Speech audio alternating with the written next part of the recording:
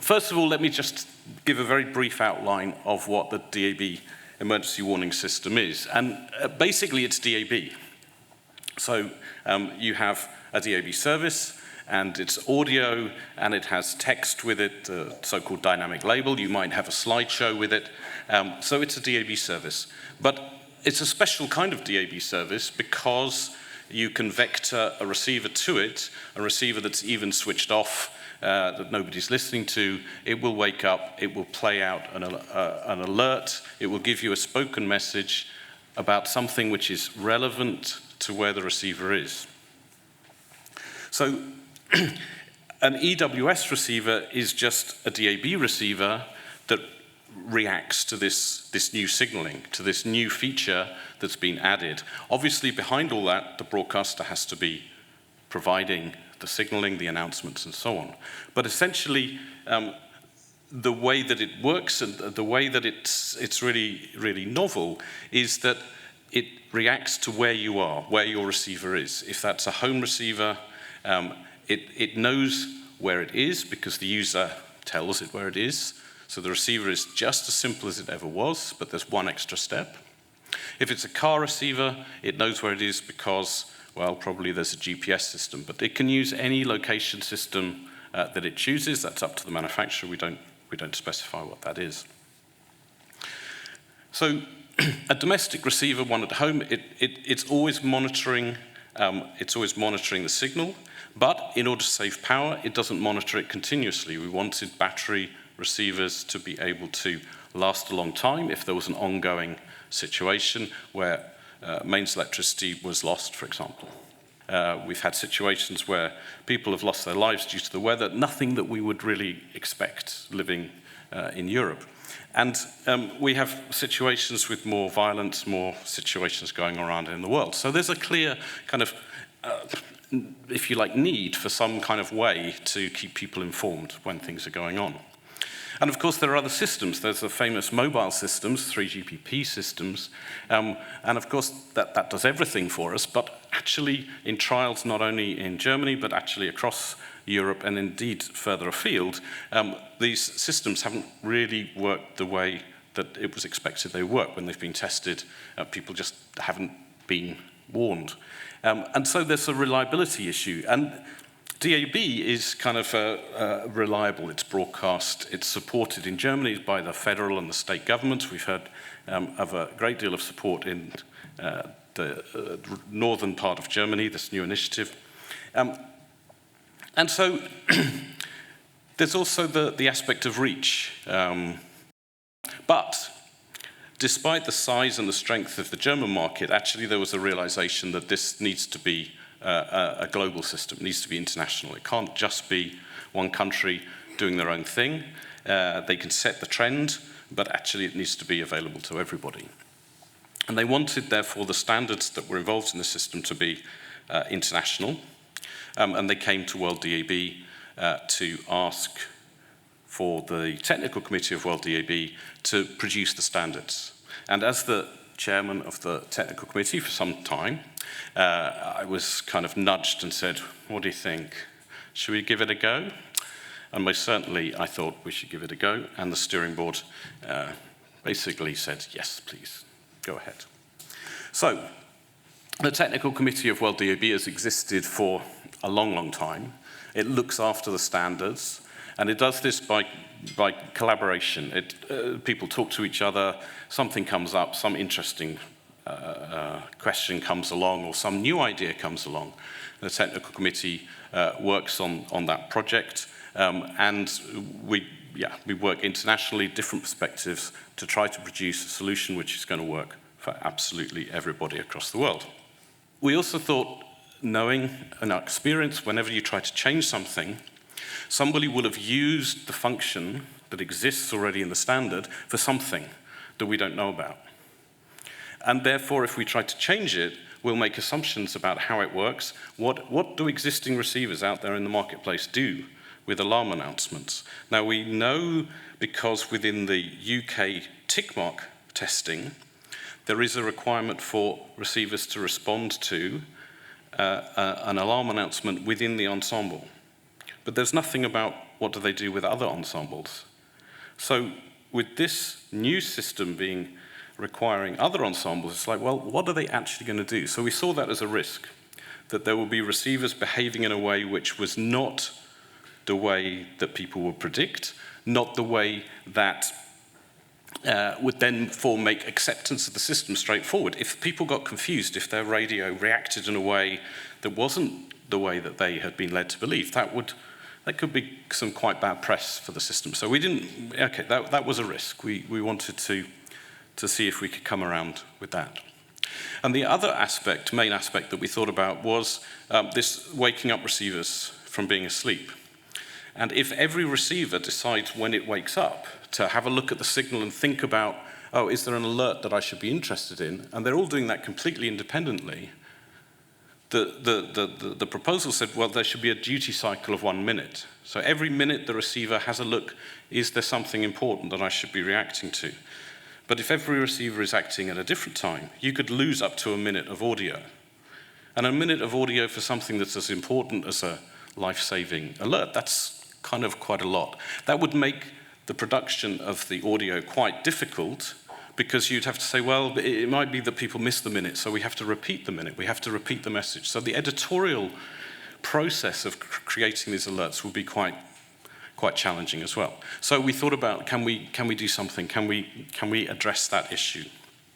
And of course, the good news is we were able to address all of these concerns that we had in producing this new system.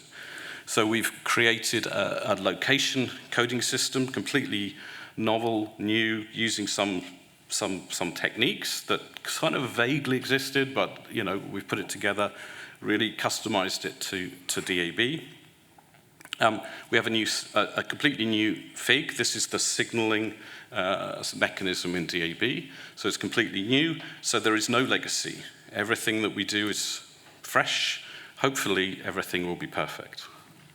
And because we have new signaling, we can also add new features. So as well as location, we can also identify ensembles that participate. Not every ensemble is going to be part of the emergency warning system, at least not at the beginning. Hopefully everybody will be enthusiastic, they'll join in, everything will be good, but we can't expect that to happen.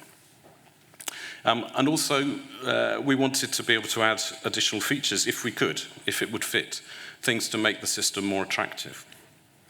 So we've got all of that in the mix, along with a synchronization system, which means that lost audio is really, really minimized. So let me give you a bit more information about various aspects of the system itself. So the first thing is the location coding system. So we've built a system which is universal, it's global. There are some kind of systems that exist already. I mean, people have postcode systems, people have all sorts of ways of identifying locations. But the thing is that we didn't want to be coming back to the standard every time a new country came along, had a new method, had a new system to identify things. So we wanted a system that would be globally applicable. And it needed to fit with DAB. The signaling channel in DAB is quite small. It was thought to be huge back in 1980-something when it was invented, but of course the world today is very different from there. Sometimes there are times when there's not really quite enough capacity, so we needed to be able to use that signaling capacity very efficiently. So what we do is we divide the globe up into zones, what we call zones. It's basically building a system of hierarchical spherical rectangles. Now, it's a beautiful little phrase, that. Hierarchical spherical rectangles. I can almost say it without stuttering, but not quite, and I've said it quite a few times over the last couple of years. But basically what a spherical rectangle is something that on the globe, so on a sphere, is a rectangle but in polar coordinates. So it's got equal distance of polar coordinates, but it's not a square in linear dimensions, because you're trying to put this thing onto a sphere. What we have is we have 42 of these zones. They're all 36 degrees by 36 degrees, so it's nice and even, nice and symmetrical. And if you project these zones onto a more kind of conventional image of the world that you'd get in in an atlas or something, it looks like this. And you can see that the rectangles are different sizes, and that's because of the curvature of the Earth. But essentially, we end up with something like this, and where we are in Europe, generally, most of Europe is in zone 1. So that's where this hierarchy comes. It's where this nesting comes, and this is the real beauty of this system in terms of efficiency of coding, because if you want a big area, you only need a few little of these divisions, and if you want a small area, you divide and divide. But lots of those little small areas close together will be the same as a shorter code. And a shorter code. So it's really, really efficient the way that you pack these codes together. And that's probably the most beautiful thing about this whole system. But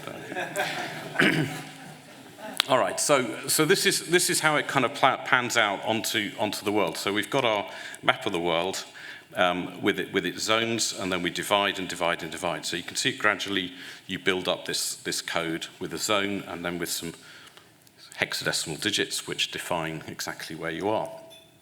The full code that we use has 6 digits, which gives a resolution in sort of linear dimensions of about 1 kilometer, north-south. The shorter the code, the bigger the square, so the bigger the area that it covers. In order to be able to use these location codes, the receiver needs to know where it is. And on a low-cost radio, like a kitchen radio,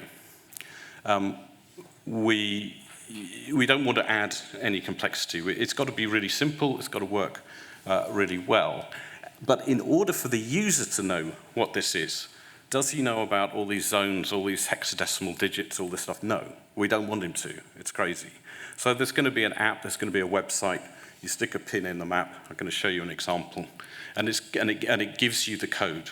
Said that we work south and we work east, so we turn those into our special DAB version of the coordinates, which is not difficult at all. It's just a bit of, we just want to avoid negative numbers, basically, so that's what we do.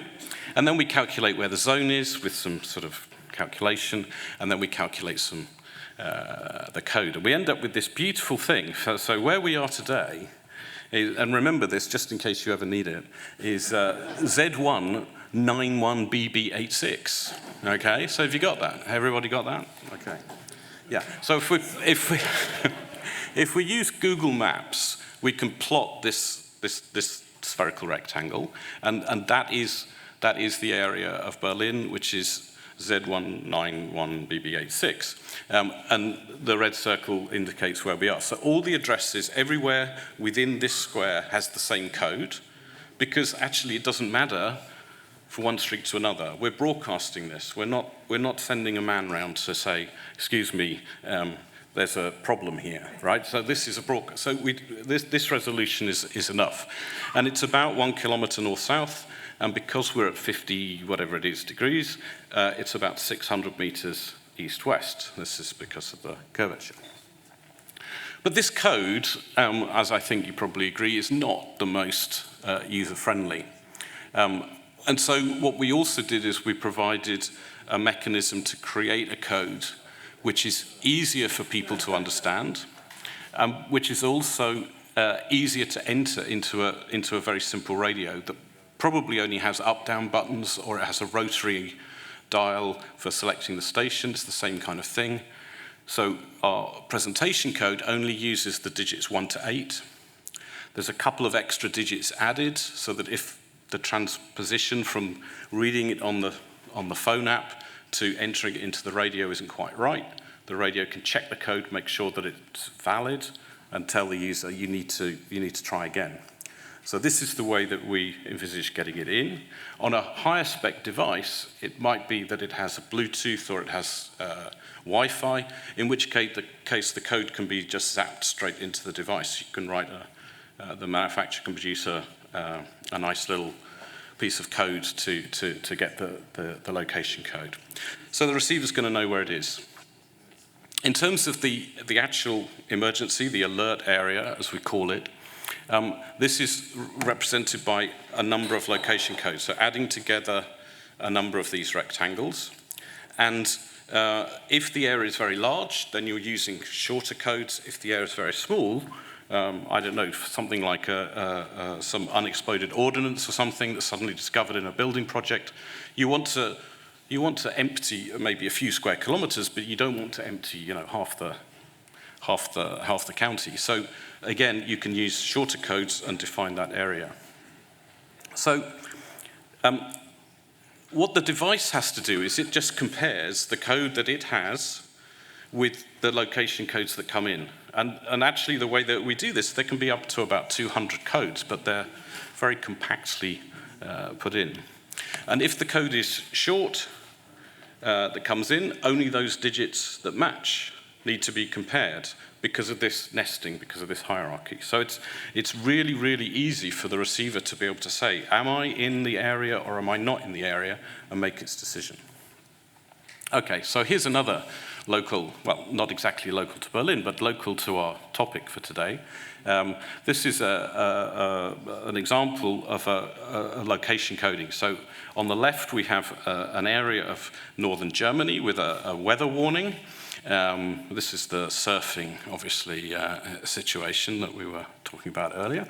But unfortunately, the wind is a little bit strong. The tide is a little bit high. And so we have the area of the alert on the left. And on the right is the area, the translation of that area into DAB location codes.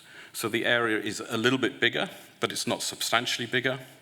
And every area that was in the alert is covered by the codes that are then transmitted. So this is the mechanism whereby anybody that's within that boundary, their location code will match, they will get the alert. So the actual signaling, this new signaling, as I said earlier, it's completely independent from any legacy signaling. So just lastly, just a little bit of a hint about the power modes. So we have a sleep state when the receiver's asleep. So this is talking about domestic receivers, not the car receivers. But in the sleep state, we want the receiver to use as little power as possible. We want as many functions to be switched off. Essentially, when it's asleep, it's completely switched off.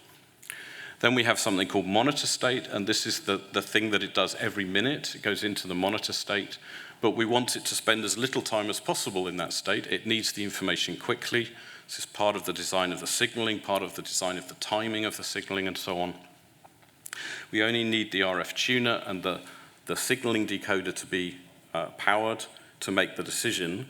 If the decision is yes, play the alert, then the rest of the system comes up. The amplifier gets powered, the speakers get powered, etc. If not, just goes back to sleep. And then, of course, there's a wake state. If you've turned that you're listening to the radio, you're listening to another service. And in this state, there's continuous monitoring. So whenever there's an alert present, as soon as that arrives, it's evaluated. If it matches, the receiver will retune to it if it's within range. So in terms of the timing, so I said about not wanting to lose any audio, and particularly this is the case when receivers are asleep. So actually the only way we can force this kind of synchronization is for the broadcasters to be aware of when the receivers wake up. We have millisecond accuracy timing in DAB. So what we do is we just say the receivers all have to wake up at the same time. So they wake up at the beginning of every minute. When the seconds are 0, receiver wakes up, it looks at the signaling, it determines, is it still tuned to an EWS ensemble? If not, find another one. If it is, and there's an alert going on, is this alert relevant to me or not? I don't know if anybody recognizes the flags and what they say, but if you do, you will know the message conveyed by these two slides. But let me, having described the system, talk to you about the timeline, where we are, the current status. So we were asked to produce one specification, and actually we've produced two. One of those describes all of what I've been talking about, the signaling, the required behavior of receivers in response to that signaling, and basically the way in which the system can be used. And the second specification is the one that we were originally asked for, which is the test specification. So it provides the test vectors, it provides the results that are needed, and it also provides the test files, so every receiver will be tested in the same way using the same test vectors. So we should get very reliable, very consistent performance from receivers that have passed the test. Both of these specifications have been finalized, approved by WorldDAB, released to ETSI. In fact, they are currently in the very last stages of the process to make them ready for approval. Final thing really to say is that the supply chain is really engaged in this process as well. So we have everybody from the head-end manufacturers, those people who make the transmission systems that get all the signaling data together. They're involved in how to modify their products to include this new signaling and the interfaces they need. And the network operators are busy working on how to build the information systems to connect together the EWS ensembles, those that participate, make sure they have all the right signaling at the right time and they're coordinated properly. And the chip and module manufacturers are working on how to add this functionality so that the receivers will behave in response to the signaling that comes on air. And those chips and modules go into the receivers, and the receiver manufacturers are working out how do they develop their products, how do they market their products, how are they going to get their return on investment for that. So that's all from me. Thank you very much for listening. I think it's been one of the most interesting projects that I've worked on related to DAB for a long time. So thank you for bringing the project to WorldDAB. And now that we have the specifications, the rest of the work really is out of my hands, and it's down to the rest of you. Thank you very much.